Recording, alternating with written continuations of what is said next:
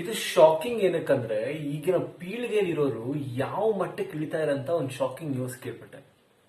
ಒಂದು private investigator ಹೇಳ್ತಾ ಇದಾರೆ, ಡೆಲ್ಲಿ ಯೂನಿವರ್ಸಿಟಿಲಿ ಓದೋ ಹುಡುಗಿ, ಓಕೆ, ಅವ್ರನ್ನ ಸ್ಪೈ ಮಾಡಕ್ಕೆ ಅಥವಾ ಪ್ರೈವೇಟ್ ಇನ್ವೆಸ್ಟಿಗೇಟ್ ಮಾಡಕ್ಕೆ ಅವ್ರ ಅಪ್ಪ ಅಮ್ಮ ಬಂದ್ಬಿಟ್ಟು ಕಾಸು ಕೊಟ್ಟಿದ್ದಾರೆ.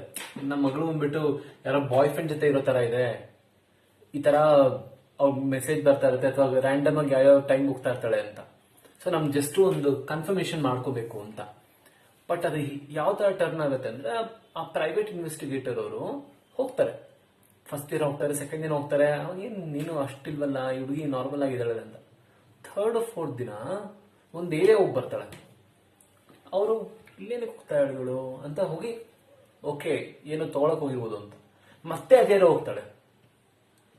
ಇವ್ರು ಇನ್ನೂ ಶಾಕ್ ಆಗಿ ಅಲ್ಲಿ ಹೋದಾಗ ನಮ್ಗೆ ಗೊತ್ತಾಗತ್ತೆ ಆ ಏರಿಯಾ ಏನೂ ಅಲ್ಲ, ರೆಡ್ ಲೈಟ್ ಏರಿಯಾ. ಈ ಹುಡುಗಿ ರೆಡ್ ಲೈಟ್ ಏರಿಯಾದಲ್ಲಿ ಆ ಕೆಲ್ಸಕ್ಕೆ ಹೋಗ್ತಾ ಇದ್ದಾರೆ. ಆ ಕೆಲಸ ಯಾಕೆ ಹೋಗ್ತಾ ಇದ್ದಾರೆ ಅಂತ ಫೈಂಡ್ ಔಟ್ ಆದ್ರೆ ಅದಿನ್ನೂ ಶಾಕಿಂಗ್ ಇದೆ.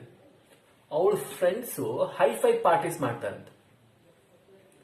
ಈ ಹುಡುಗಿ ಆ ಹೈಫೈ ಪಾರ್ಟಿಗೆ ನನಗೆ ದುಡ್ಡು ಬೇಕು, ನಾನು ಹೋಗಿ ಮಜಾ ಮಾಡಬೇಕು ಅನ್ನೋ ಕಾರಣಕ್ಕೆ ಆ ರೆಡ್ ಲೈಟ್ ಹೋಗಿ ಕೆಲಸ ಮಾಡಿ ಬರ್ತಾಳೆ.